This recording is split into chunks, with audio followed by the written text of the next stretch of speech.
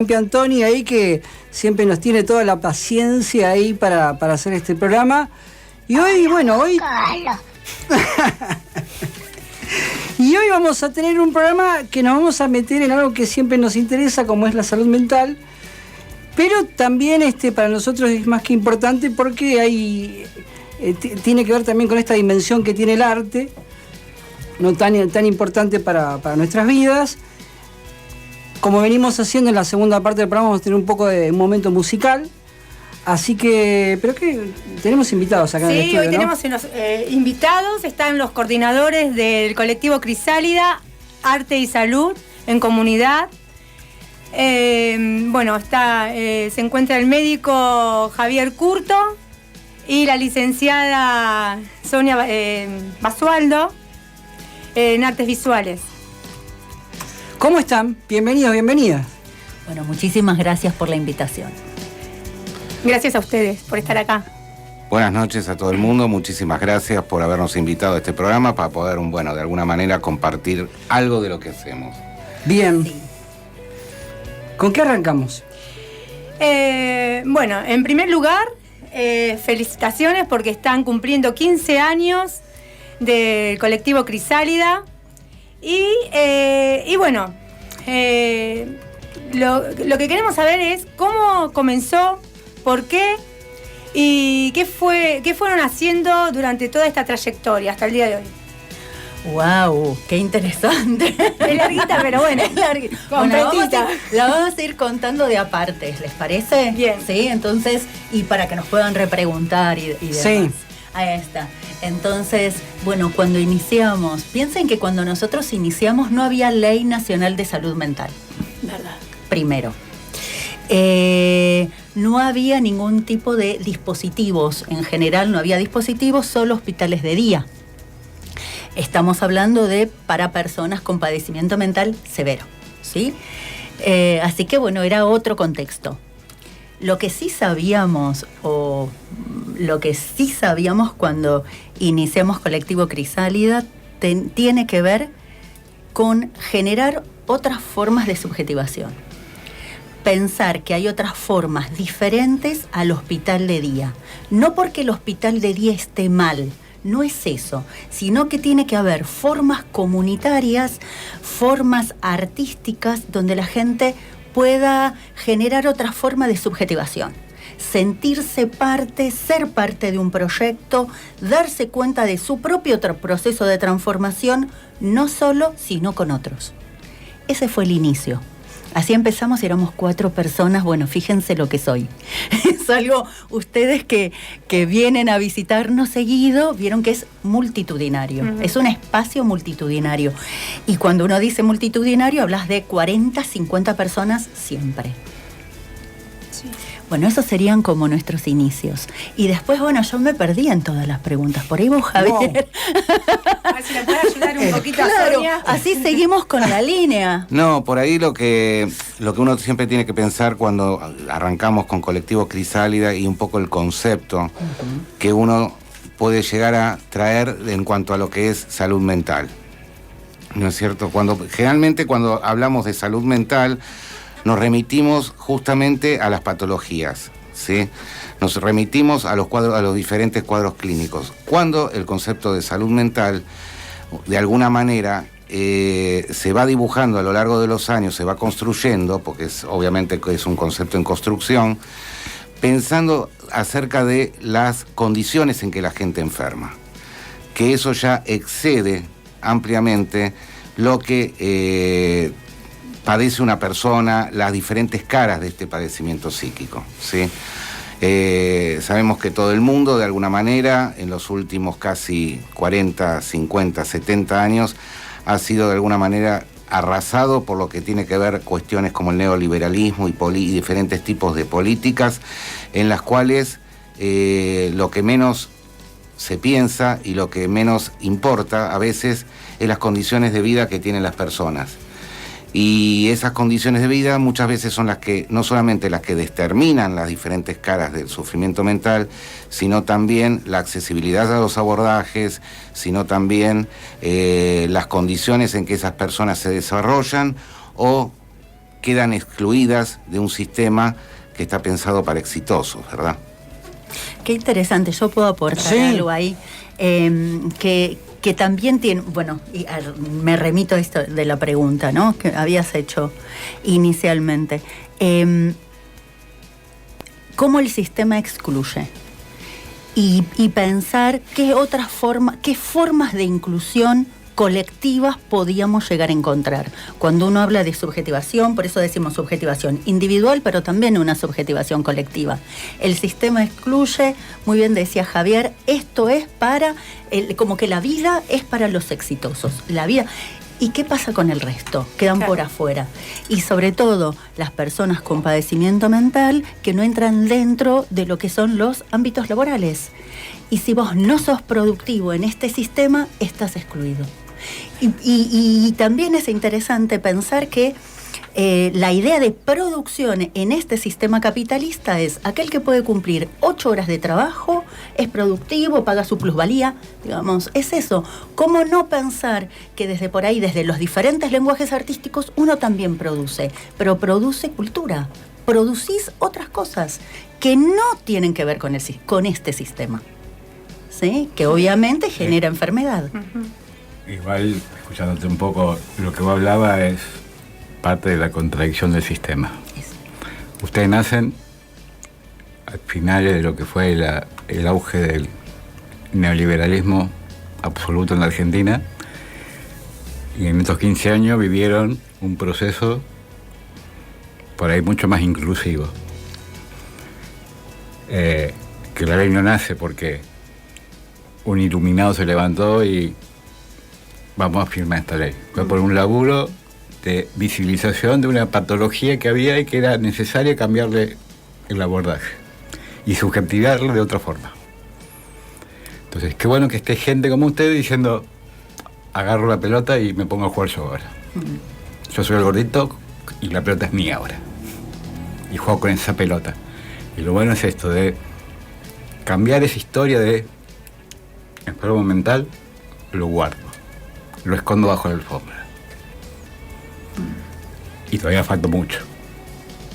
Pero bueno, está bueno que se ponga blanco sobre negro y decir, la consecuencia es esta y vamos hacia allá.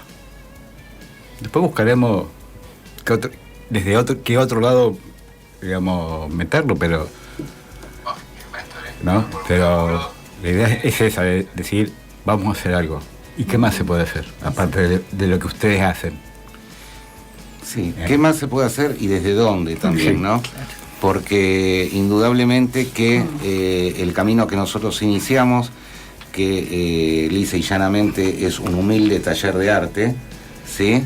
Ese taller, al sostenerse, al dar la oportunidad, de alguna manera al permitir otras vinculaciones diferentes, hoy, por ejemplo, Colectivo Crisálida, digamos, se puede pensar como un espacio de socialización, como un espacio de encuentro, con un espacio donde diferentes personas hacen un proceso y este proceso los lleva a subjetivarse de otra manera, porque no es un espacio que excluye, no es un espacio que condena, no es un espacio que trabaja sobre lo que no se puede, que es donde se machaca, lamentablemente, aún hoy día, en salud mental, sino que se empieza a trabajar desde lo que sí se puede, ¿sí?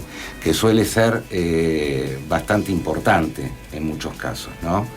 Y así se puede de alguna manera apreciar diferentes fenómenos que de alguna manera, volviéndonos más académicos, podemos llamar como transdisciplinarios, donde más allá de este objetivo que tiene el dispositivo, que es es un dispositivo grupal, ¿sí?, de encuentro, esos diferentes vínculos se ven reflejados en transformaciones como, por ejemplo, salidas grupales por fuera de lo que es el dispositivo.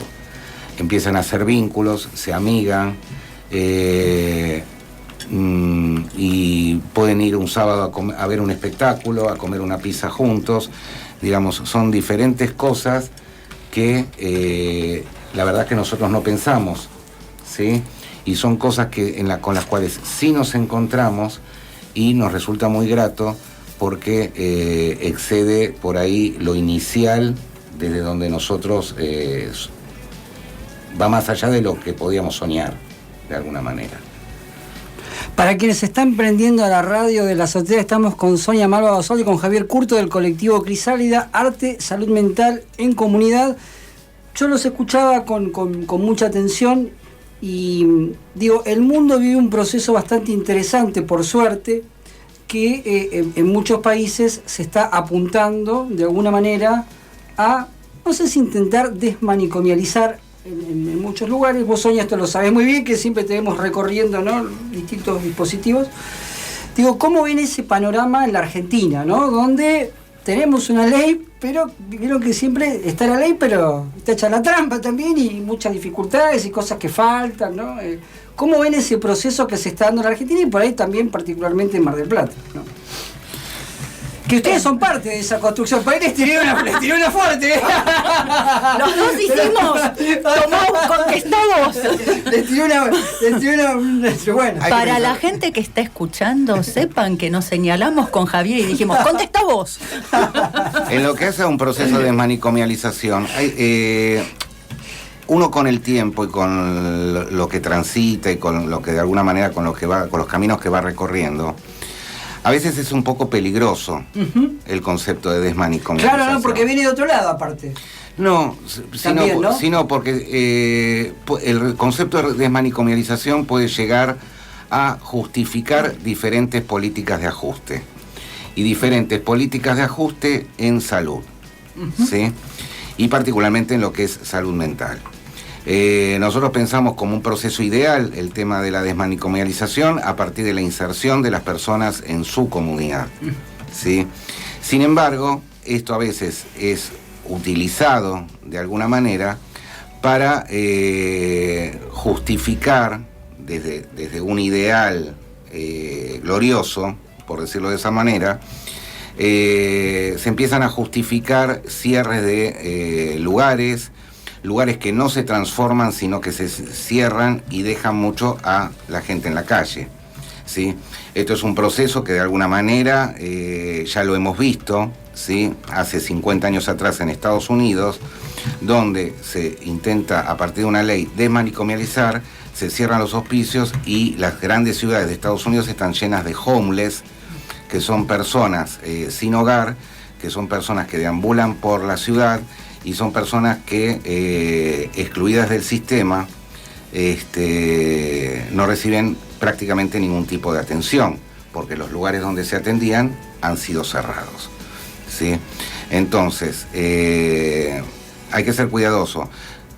El panorama en la Argentina me parece que aún hoy sigue teniendo una bastante inclinación hacia lo manicomializador. Lamentablemente tenemos que decir que después de 10 años de reglamentada la ley de salud mental, todavía no han estado disponibles los presupuestos para dar lugar a todo lo que son dispositivos alternativos a la internación, ¿sí? Las casas de medio camino, los hostales, los diferentes lugares donde la persona puede transitar en un paso previo a reinsertarse en su comunidad, hoy día no están ni considerados en lo que es el nomenclador nacional de prácticas profesionales, ¿no es cierto? Sí. Entonces esto es algo que queda como una deuda pendiente, porque bien... sí, de formalizar todas estas alternativas, ¿no? Más que formalizar... Formalizarlo como política de Estado. Ahí está. Ahí está claro, digamos... Perdón que interrumpa ahí. Bien. Pero sí. Es que es así, digamos, sí. Porque aún hoy en día se sigue invirtiendo en los manicomios, se sigue invirtiendo en mejorar la calidad de los manicomios y no se desarrollan estos lugares intermedios, ¿sí?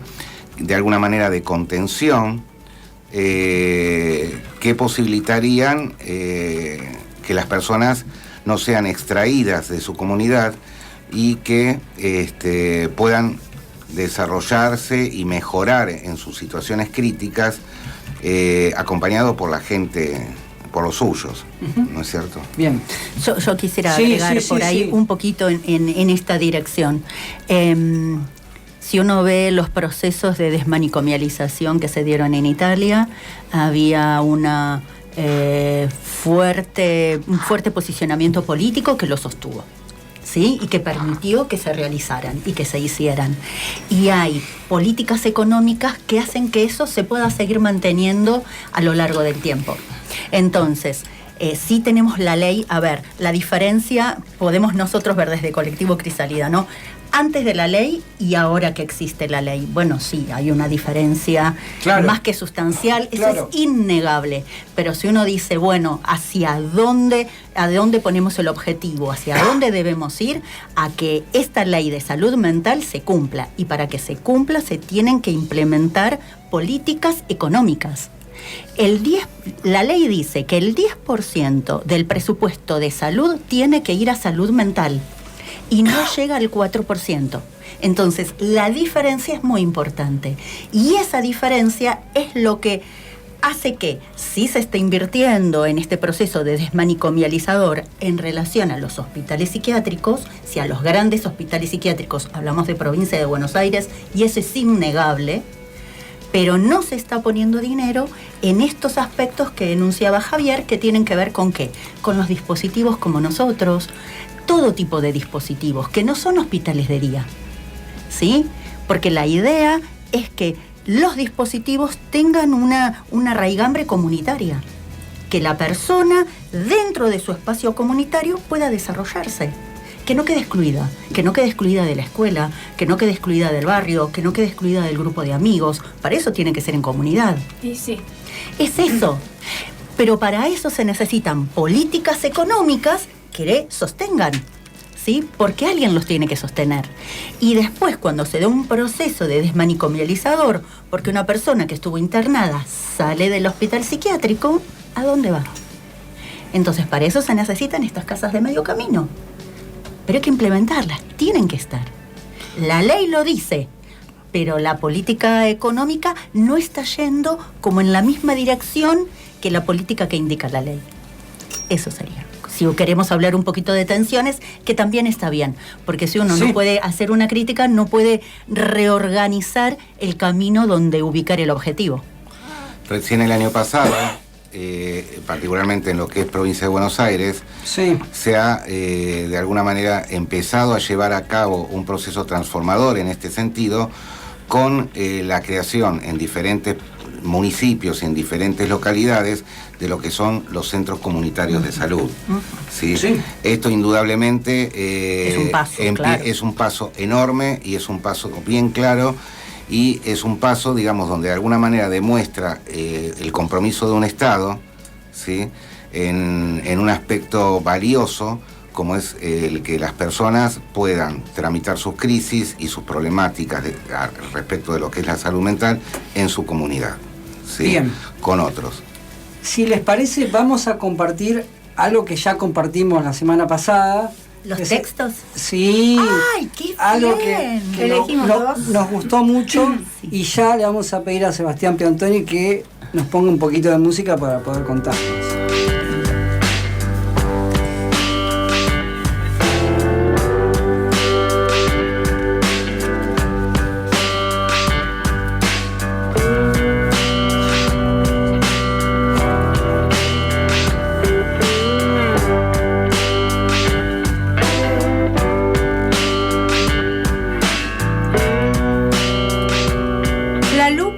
La llave.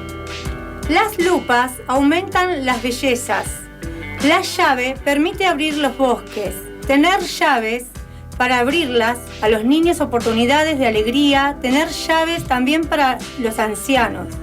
Tener muchas lupas para ver las cosas lindas de la vida.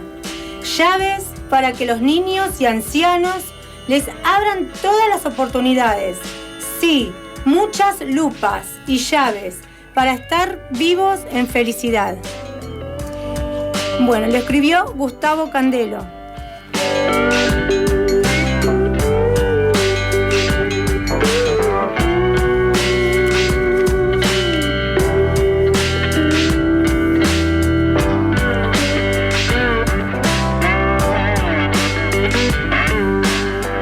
Soy el sol, de todo el día. También soy noche y alumbraré sobre la luna. Soy tu luz, soy tu sol.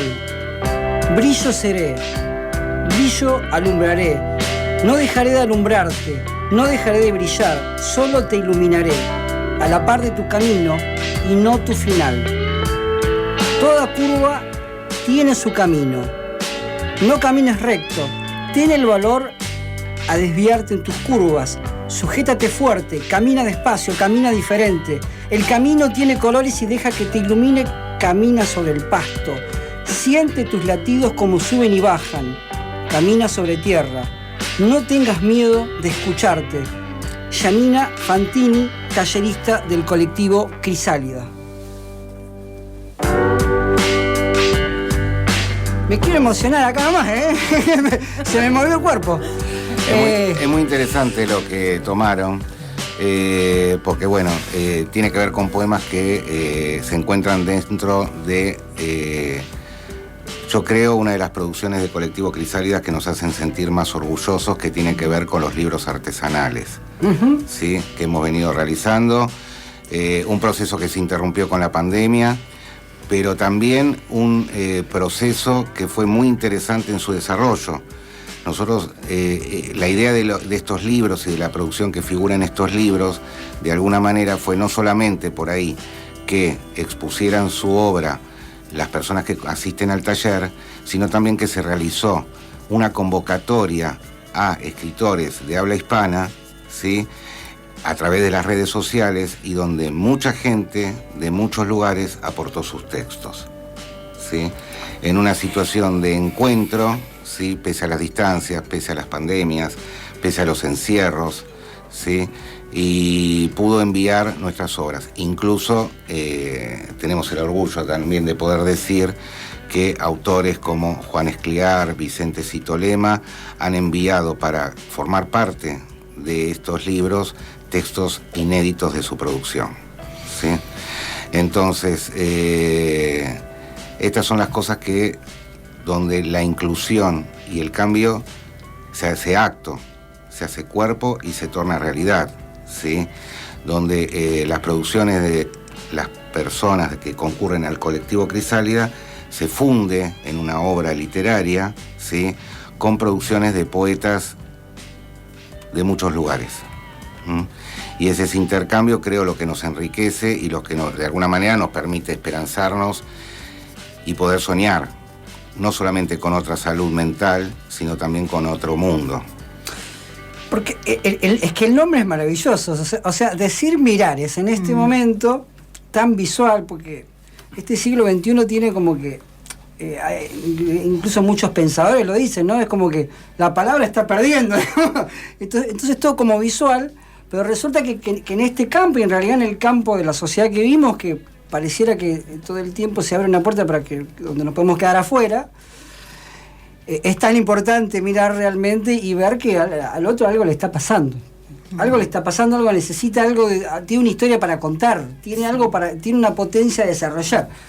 En ese sentido, yo por lo menos cuando vi el nombre dije, no, es bien de este momento que nos toca atravesar. Sí, hay algo que me lo pasó Javier por ahí, me habló de chivo, él usó una palabra que yo también uso, tenemos que pasar el chivo, digamos que se han conformado como asociación civil, como ONG, y hay que crecer. Así que acá yo les dejo para que inviten, para que se sumen, digo, a este proyecto del colectivo Crisálida. ¿Vamos bien por ahí? ¿Sí? Vamos, ¿sí? No, vamos estupendo. Qué bueno, porque a veces uno en la emoción de ir contando e intentar contar tantos años, hay cosas que se pierden, ¿no? Sí, que se claro. olvida. No, es excelente.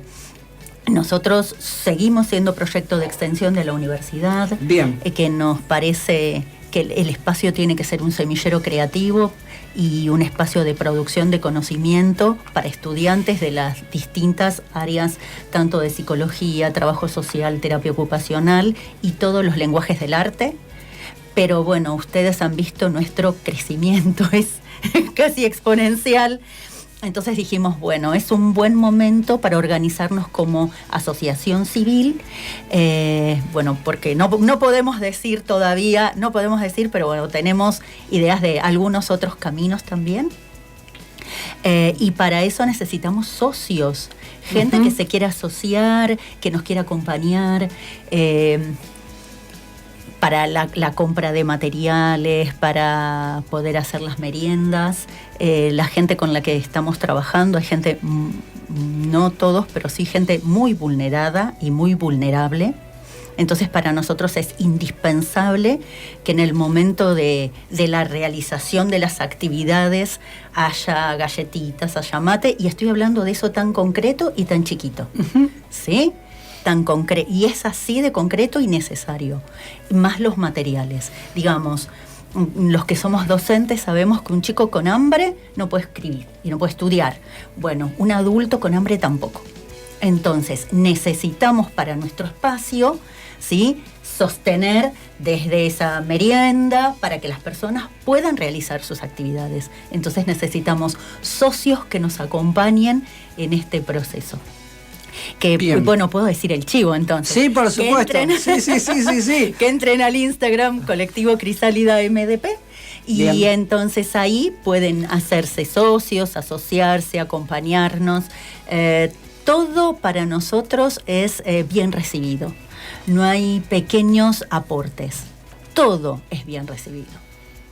Bien, sí, nosotros lo estamos difundiendo muchísimo en nuestras redes y también con distintos espacios, ¿no? Porque necesariamente claramente hay muchísima gente participando de esto y como todo proyecto necesita economía. Digo, ¿no? Yo no me olvido de hace unos años cuando en algún momento un sanitarista que nosotros lo tenemos en el programa que se llama Mario Rovere. Claro, Mario Rovere, por favor. Mario Rovere, palabras mayores. Mario Rovere nos manda un reporte y dice, miren que el foro, era sobre el foro argentino de Davos. Yo, ¿qué tiene que ver el foro argentino de Davos? Bueno, el foro argentino de Davos antes de la pandemia, decía que en los próximos 20 años, en términos económicos en salud, lo más caro iba a ser salud mental. Tal cual. Y uno dice, ¿por qué? Claro, porque hay todo un proceso de decir, bueno, tratemos de las personas que viven que están en los hospitales psiquiátricos, manicomios, como lo querramos llamar,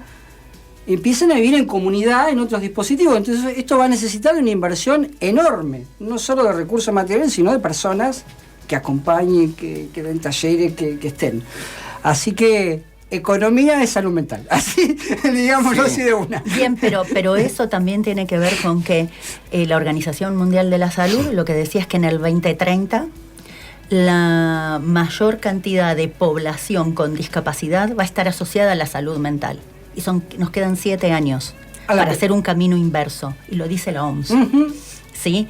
Y también tiene que ver con las condiciones en las que vivimos. Y yo voy a tomar y lo están asumiendo, digo, pues estamos hablando de lugares que no son lugares progresistas, digamos. Exactamente. Están diciendo, miren que nosotros este mundo te excluye y te deja afuera, así que prepárate porque la cabeza y el corazón te va a estallar. No lo están asumiendo, lo están generando. Lo están generando, bueno, ahí tenemos, Y en esto también hay otra apuesta y que tiene que ver con la formación, ¿no es cierto? Con la formación, porque Colectivo Crisálida, de alguna manera, en esto a través de las capacitaciones en servicio que proponemos, ¿sí?, se transmiten aspectos de lo que hace, no solamente al posicionamiento de las personas que estamos en Colectivo Crisálida en relación a la salud mental, sino también el cómo trabajar en lo que es un dispositivo grupal, trabajamos aspectos, digamos, formamos a las personas que se capacitan en el dispositivo con otra mirada, con otra concepción, ¿sí? Y proponemos un abordaje diferente, ¿sí? No inédito, porque de alguna manera gran parte de estos aspectos comunitarios y esto grupal que se desarrolla y se concreta en Colectivo Crisálida es tomado de grandes maestros en lo que ha sido la salud mental, como por ejemplo Prillon Rivière, ¿sí? Alfredo Moffat, Alfredo Moffat, maestro máximo. Alfredo Moffat también, digamos, donde se piensa y se propone desde otro lugar y en lo que hace a lo comunitario, ¿sí? Que rompe esta cuestión dual del consultorio, del 1 a 1 del consultorio, y que propone aspectos diferentes, ¿no? Y que propone nuevos abordajes y donde la persona que concurre al taller es tratado como un igual, ¿sí? No existe esta cuestión del ellos y nosotros. Entonces, asumiendo, por supuesto, las diferencias que existen, porque si no sería muy perverso negar las diferencias, ¿sí? El que tratar a una persona como un igual, como lo que es, como otra, que es otra persona, y no como un enfermo, ¿sí? En este sentido, nosotros hemos visto grandes progresos en lo que hace a lo que podríamos llamar las habilidades sociales de nuestros talleristas, ¿sí? Entonces, estas cosas creo que nos permiten permanentemente pensar, permanentemente reformularnos, no institucionalizarnos, ¿no? Porque de alguna manera las instituciones implican muros, ¿sí? Y los muros, cuando están hechos, son muy difíciles de mover. Entonces, esto también forma parte de la propuesta del colectivo. Formarnos de diferente manera y entendiendo que el otro está en una instancia, en un momento de un padecimiento psíquico, ¿sí? En el cual cualquiera de nosotros alguna vez podemos caer. Entonces eso nos hace iguales, ¿sí? Eso nos hace de alguna manera pensarnos y pensarnos con otros. Sonia, Javier, le vamos a agradecer. Seguiríamos, pero se viene la música ahora en Sanos y Sanas de la Azotea. Gracias por acercarse. Felicitaciones nuevamente. Seguiremos ahí difundiendo y construyendo. La verdad que quedan enormes desafíos con el campo de la salud mental y toda la vida en comunidad en general, porque terminamos hablando de cosas que a veces en esa subjetividad colectiva no la asocian a la salud mental, digamos. Economía, salud mental es raro que alguien lo asocie, pero lo hablamos. Y varias cosas que estuvimos hablando, ¿no? En la formación. Sí. Voy a unir lo que dijo Luis con lo que dijiste vos, porque él hablaba de esta perversión, ¿no? De la OMS, que por un lado dice... Sí, claro, es siempre claro. Generan las políticas, generan que las personas padezcan este tipo de políticas de exclusión, y a su vez dicen hay que trabajar para que esto no acontezca. Claro, exacto. Esa contradicción se da todo el tiempo. Entonces, frente a eso, esta idea del mirar, vos decías qué interesante el título, pero tiene que ver con esto, con poder ver, por ejemplo, estas contradicciones, por un lado verlas, no negarlas, poder verlas, pero también poder ver a un otro. Y ver un otro, como otro sujeto que padece estas situaciones, ¿sí? Que no es que llega a determinada situación porque sí, nada es porque sí, ¿sí? Y que sí, la salida es junto a otros, nunca es solo. Bueno, nada, invitar sobre todo a todos los oyentes, a las personas que de alguna manera nos están escuchando, a recorrer lo que es Colectivo Crisálida a través de las redes sociales. Sí, tienen el Facebook también, que está muy activo siempre. Tenemos el Facebook, que está muy activo, tenemos también nuestro Instagram, donde mostramos, donde de alguna manera se puede ver lo que hacemos cada martes en el Centro Cultural América Libre, que es el lugar donde funcionamos y que de alguna manera nos ha alojado, ¿sí? Con todo lo que esto implica. Y donde nos sentimos tan cómodos trabajando y desarrollando nuestra tarea. Gracias, nuevamente. Gracias por venirse hasta aquí, hasta el estudio Rodolfo Walsh en Radio de la Azotea. Bueno, quédense que continuamos con el programa 164 de la 5ª temporada en Sanos y Sanas de la Azotea.